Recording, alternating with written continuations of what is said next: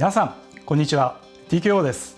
2022年の12月より発信させていただきましたこのフィルムカメラプロジェクトですが、皆様のご協力のおかげで、正式な製品発表までこぎつけることができました。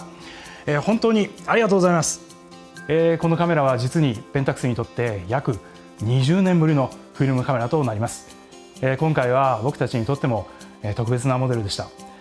それではご紹介していきましょう。もう本当長いんで覚悟してください。まずは今回の名称についてです。ペンタックスは伝統的にフォーマットを名称にすることがあります。ペンタックス645、67、オート反転などですね。今回はハーフサイズフォーマットのカメラとなりますので、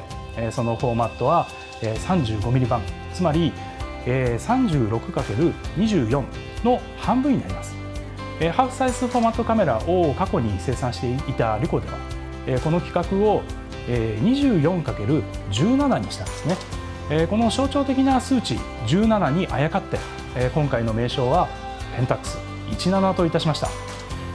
そしてこのペンタックス17の製品ロゴはそうです、ペンタックス67のロゴタイプをオマージュしてデザインいたしました。そしてこのカメラの大きな特徴でもありますハーフサイズフォーマットに関してです。前回の動画でもお伝えいたしましたが、これには大きく2つの理由があります。まずは今回のモデルは縦構図が基本のカメラとなっております。ファインダーを覗いた時、フレーミングの基本構図が縦となります。スマートフォンを日常的に使うユーザーにとっては基本構図が縦のため非常に相性が良いと考えます。現像したフィルムの写真を SNS などでデータでやり取りする場合も若いユーザーにとって親和性が高いのではないのかと考えました。もう一つは、お得だということです。デジタルと比べるとフィルムのコストや現像のコストはアナログを楽しむ上で避けては通れません。フィルムの設定枚数を倍の撮影枚数にできるハーフサイズフォーマットを採用することでフィルムのランニングコストに関してとても有利になります。36枚撮りのフィルムであれば実に72枚の撮影が可能になります。またツーショットを1つの写真にすることで非常にドラマチックなストーリーを感じるような写真を生み出すことができます。これも本当ハーフサイズフォーマットの魅力ですよね。続いてはレンズについてです。今回2種類のヒストリカルなモデルを参考にレンズを設計いたしました。そのカメラこそリコオートハーフとペンタックス SPO ミニとなります。オートハーフのハーフサイズフォーマットで使いやすい焦点距離と名曲として名高い SPO ミニのシャープでクリアな描写を実現したトリプレットタイプのレンズ構成を採用いたしました。実は開放 F 値やレンズタイプ、例えば F2.8 やゾナ、テッサいろいろ試しました。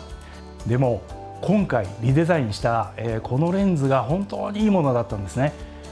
こうしてこだわり抜いて作ったレンズは非常にバランスのいいレンズでした。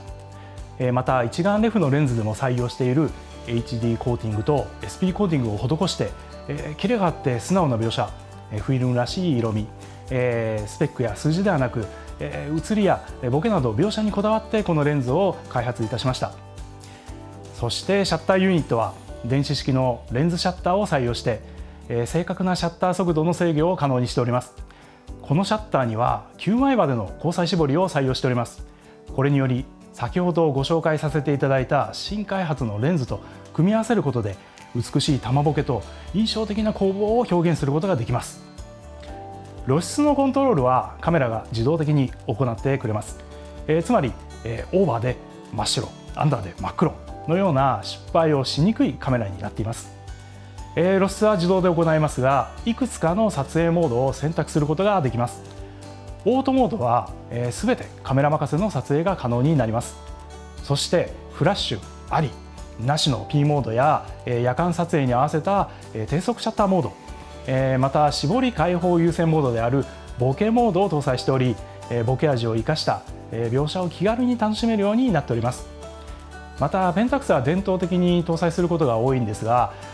今回はバルブモードも搭載しております。これにより背面にある端子に別売りのケーブルスイッチを接続することで三脚などに取り付けて花火の撮影などもできるようになっております。これらのモードをダイヤルによって手軽に切り替えることでできるようになっております。モードダイヤルの盤面は3色に色分けされていて、フラッシュ仕様のモードをイエローに、不使用のモードを白に、そしてオートモードをブルーに色分けいたしました。これはどんな方でも色の区別がつきやすいカラーユニバーサルデザインを考慮しております。塗料はペンタックスリミテッドレンズの指標などでも使っておりますブルーやイエローとなります。次にフォーカスシステムはゾーンフォーカスを採用しております。被写体との距離に応じてレンズ周りのリングを回転させてフォーカスをゾーンで設定する方式です。撮影距離約25センチのマクロ、テーブルフォト、1人ポートレート、2人3人、そして無限と6つのゾーンの距離をつかみ自分で選択して撮影を楽しむことができます。これは新規のステップアップユーザーの方も気軽にフォーカスを操作して楽しさを体感していただけます。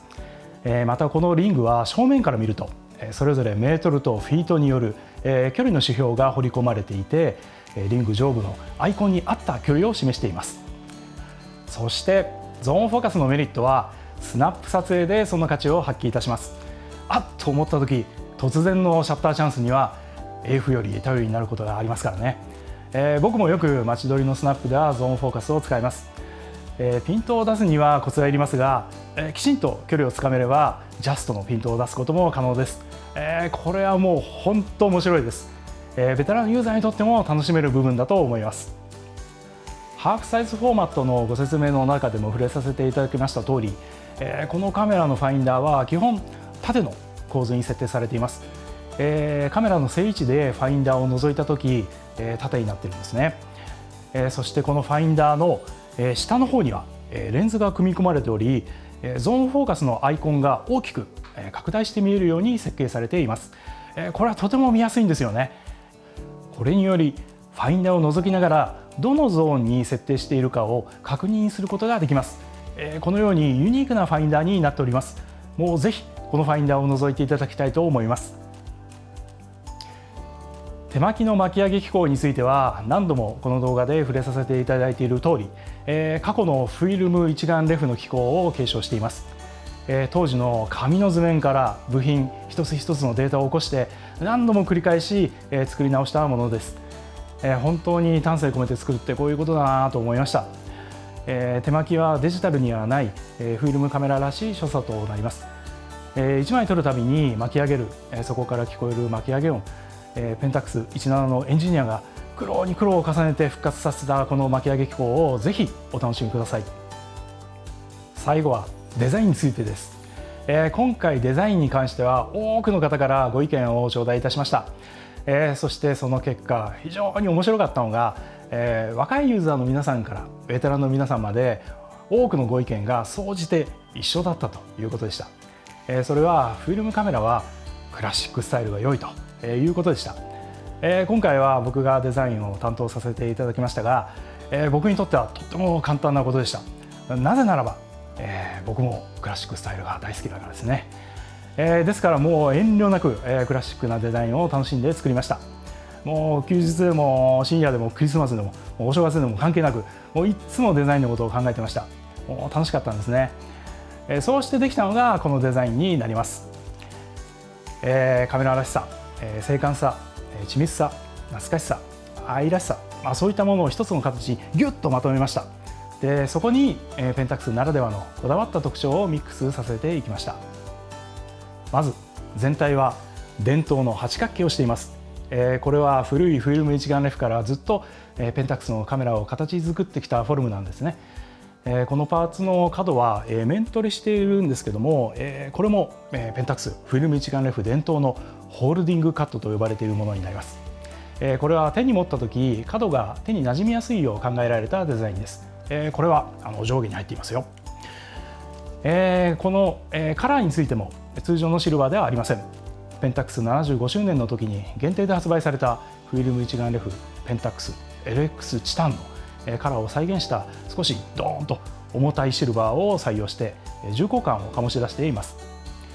またこのシルバーの部分はペンタックス K1M2 やペンタックス 645Z でも使用している軽量かつ堅牢なマグネシウムの外装となっております。ボディはエンジニアリングプラスチックを使い、同じく軽量化を図っています。表面にはちりめん調の黒塗装を施していて、ペンタックスのデジタル一眼レフと同様の仕上げで高級感のある美しい外観となっております。そして正面と背面に設けたのはこのモデルのために特別に製作したマイナスネジとなっております。世の中の多くのネジはプラスネジがほとんどですが、現在でも時計や楽器など精密な機器にはマイナスネジが使われているんですね。汚れがたまりにくくて美しい小さな部品ですけども、カメラの顔になる部分には精密機器らしさを表現できるマイナスネジしかないと思い、こだわって採用いたしました。いやー、オタクですね。これは工場に相当無理言って採用してもらいました。操作部材もかつてのフィルム一眼レフを参考にデザインいたしました。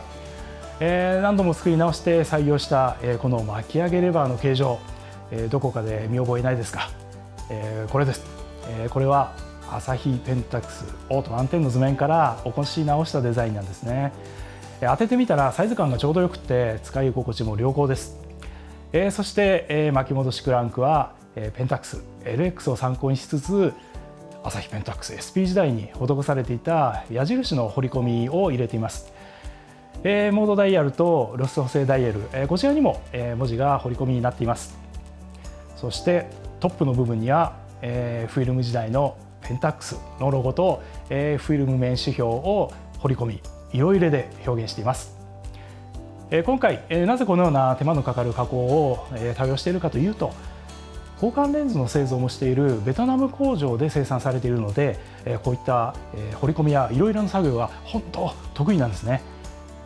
それだけに非常に高級感のある仕上がりとなっております。そしてレリース周りのレバーですが、これも見覚えありますか？ペンタックス KP の電源レバーなんですね。工場に連絡して、まだ金型の残ってる、処分しないでってお願いして使えるようになりました。レンズリングにはかつてのタクマレンズで採用していたピントリングの形状を参考にデザインいたしました。グリップはシンプルな形状ながら持ちやすさを考慮いたしました。表面には滑り止めの脂肪パターンが施されていますが、これはペンタックスデジタルカメラ用の交換レンズでもよく使用されています。フォーカスリングのパターンを取り入れています。背面にはどんなにコストダウンが進んでももうこれだけは譲れないと守りきったメモホルダーがついております。フィルムカメラといったらこれですよね。やっぱり金属製のストラップホルダーは左右についていて、松葉紐のタイプのストラップによってカメラを吊り下げることができます。またグリップの下にも吊り下げ金具を設けておりますので、ハンドストラップや縦に吊り下げることも可能となっております。ちなみに同梱しておりますハンドストラップの長さはマクロ撮影の際の距離の目安にできるようになっているんですね。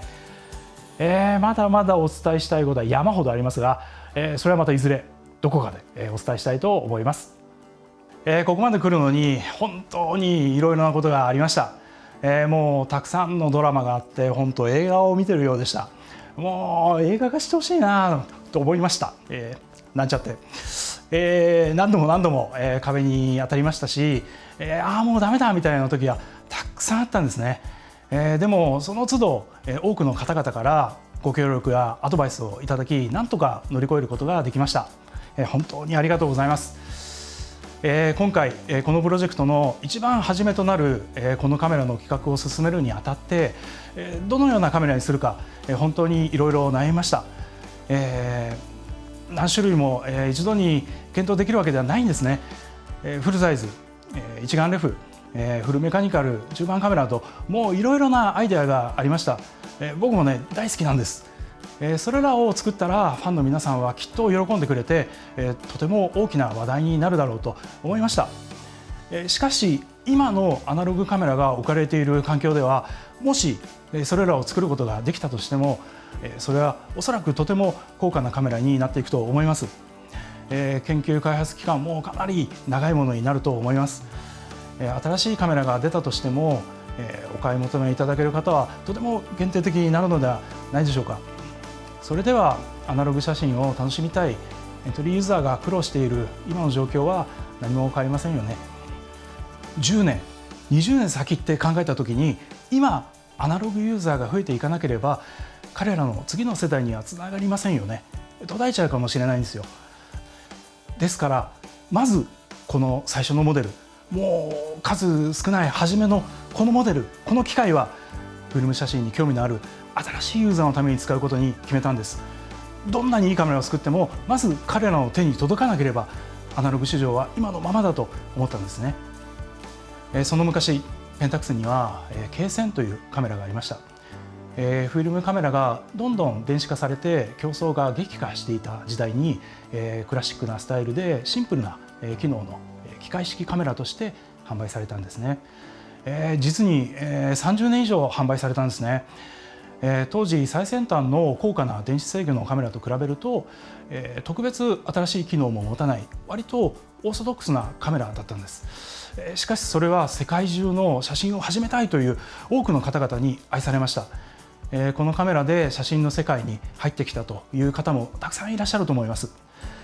僕は今ならなんでこのカメラが販売され続けたのか分かります。それは新しいユーザーの皆様が支えてくれたからなんですね。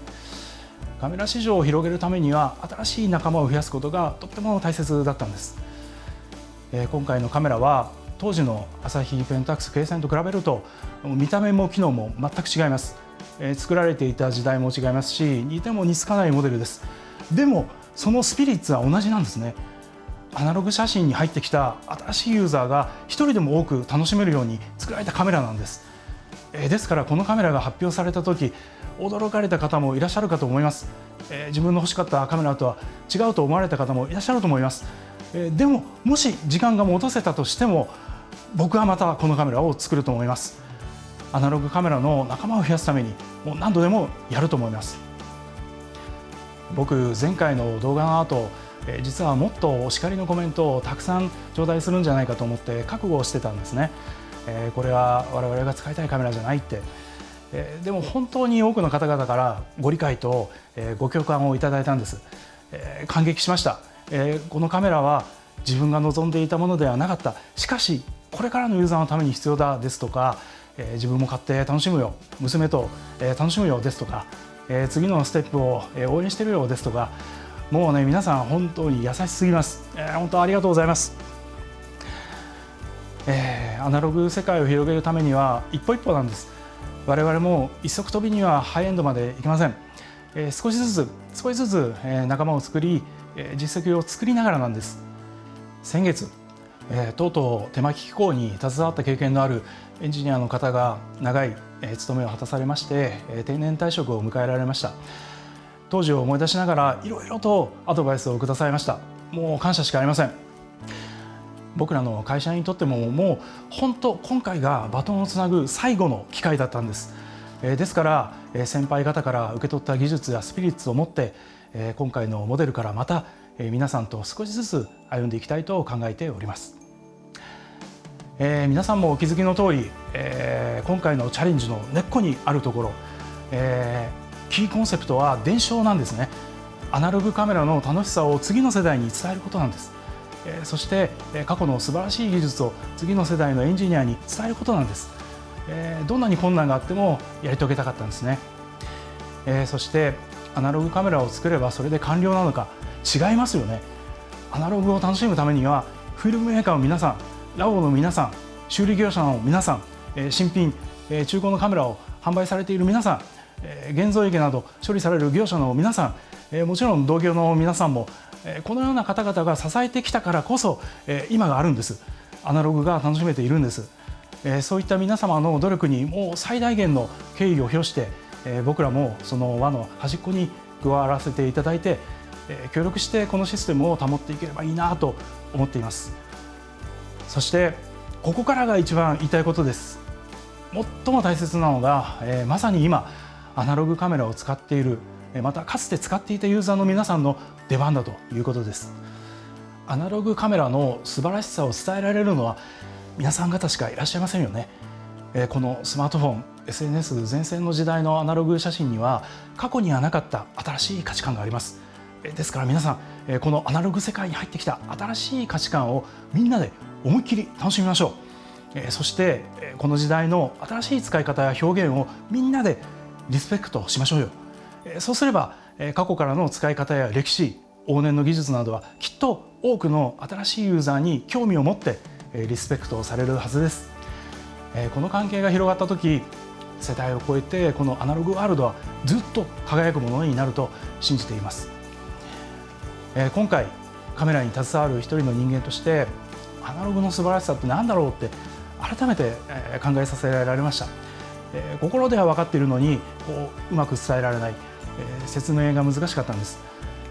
だから、今日は僕の作った絵本をご紹介いたします。それを短い動画にいたしました。絵本なら誰にでも、どんな世代にでも、たとえ小さなお子様に会っても、気持ちを共有できるんじゃないかと思って作りました。イベントとかではたまに流すんですけども、もしよかったら別動画で上げておきますので、ぜひご覧になってみてください。常に技術、価格、時間との戦いでした。その中で皆様からいただいたアイデアやご意見を取り入れながら進めてまいりました。それがとても僕らにとってとてもね助けになったんですね。本当にありがとうございました。皆様からのご協力のおかげで、この製品を世に送り出すことができました。もうただただ感謝の言葉しかありません。もう制約は山のようにありました。でもその範囲で精一杯いいカメラに仕上げたつもりです。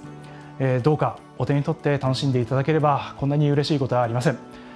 これからもアナログの世界が広がっていきますことを心から願っております。このプロジェクトを応援してくださった多くの皆様、心より御礼申し上げます。ようやく一機種発売できました。初めの一歩です。どこまでやれるか正直分かりませんけども、今後もこのようなチャレンジを続けていければいいなと思っています。ただ今回のプロジェクトはもう僕らだけのプロジェクトではありません。皆さんとのプロジェクトです。思いのある皆さんでぜひ頑張りましょう。It's time for film。ペンタックスフィルムだよ。TKO でした。